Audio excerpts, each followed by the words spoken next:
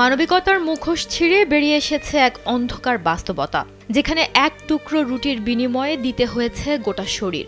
গাজায় যুদ্ধ ও মানবিক বিপর্যয়ের মধ্যে খাদ্য ও সাহায্যের সন্ধানে থাকা অসংখ্য নারীকে তখন এক ভয়াবহ বাস্তবতার মুখোমুখি হতে হয়েছে, আর তা হল যৌন শোষণ ও প্রতারণা। মূলত গাজায় যুদ্ধের কারণে তৈরি হওয়া দুর্ভিক্ষের কারণে ফিলিস্তিনের নারীদের অসহায়ত্বের সুযোগ নিয়েছে বহু ত্রাণকর্মী। আন্তর্জাতিক সংবাদ সংস্থা অ্যাসোসিয়েটেড প্রেস এপি এর এক অনুসন্ধানে উঠে এসেছে এমনই এক শোচনীয় চিত্র, যেখানে নারী আশ্রয় প্রার্থীরা জানিয়েছেন খাদ্য, পানি, ওষুধ বা কাজের প্রতিশ্রুতি দিয়ে সংস্থাগুলোর সাথে যুক্ত কিছু স্থানীয় পুরুষ তাদের কাছে যৌন সম্পর্ক দাবি করেছে। ভুক্তভোগী এমন ৬ জন নারী এপিকে জানিয়েছেন সাহায্যের প্রতিশ্রুতির বিনিময়ে তাদের কাছে যৌন আচরণ দাবি করা হতো। ৩৮ বছর বয়সী এক নারী, ৬ সন্তানের মা তিনি। যুদ্ধের শুরু থেকেই অভাবের সঙ্গে লড়ে যাচ্ছিলেন। এক বন্ধু তাকে জানান যে এক ব্যক্তি সাহায্য করতে পারবেন, খাবার, ওষুধ, এমনকি চাকরিও দিতে পারবেন। ওই নারী ওই ব্যক্তির সঙ্গে যোগাযোগ করেন, কিন্তু চাকরির কথা বলে তাকে একটি ফাঁকা অ্যাপার্টমেন্টে নিয়ে যাওয়া হয়। এরপর তাকে যৌন সম্পর্ক স্থাপনে বাধ্য করা হয়।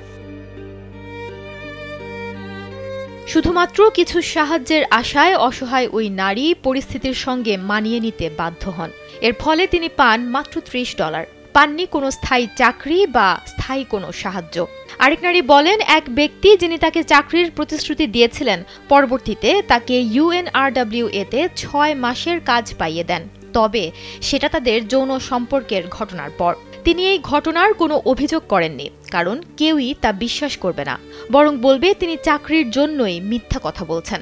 আরেকজন ৩৫ বছর বয়সী বিধবা নারী জানিয়েছেন, এক ব্যক্তি যিনি জাতিসংঘের ত্রাণ সংস্থা UNRWA এর কর্মী পরিচয়ে তার ফোন নম্বর নিয়েছিলেন, পরে গভীর রাতে তাকে ফোন করে অশালীন প্রশ্ন করতেন এবং যৌন প্রস্তাব দিতেন।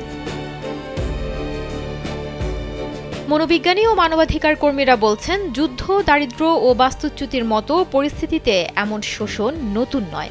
দক্ষিণ সুদান, বুর্কিনা ফাসো, কঙ্গো, চাদ ও হাইতির মতো দেশেও সাহায্য বণ্টনের নামে যৌন নির্যাতনের ঘটনা ঘটেছে।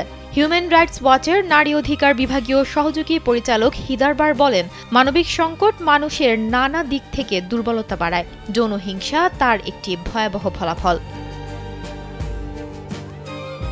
২০২৪ সালের মার্চে প্রকাশিত জাতিসংঘের এক প্রতিবেদনের তথ্য অনুযায়ী ২০২৩ সালে সংস্থাটি তার কর্মী, সংশ্লিষ্ট কর্মকর্তা ও অংশীদারদের বিরুদ্ধে যৌন নির্যাতনের ৭৫৮টি অভিযোগ পেয়েছে।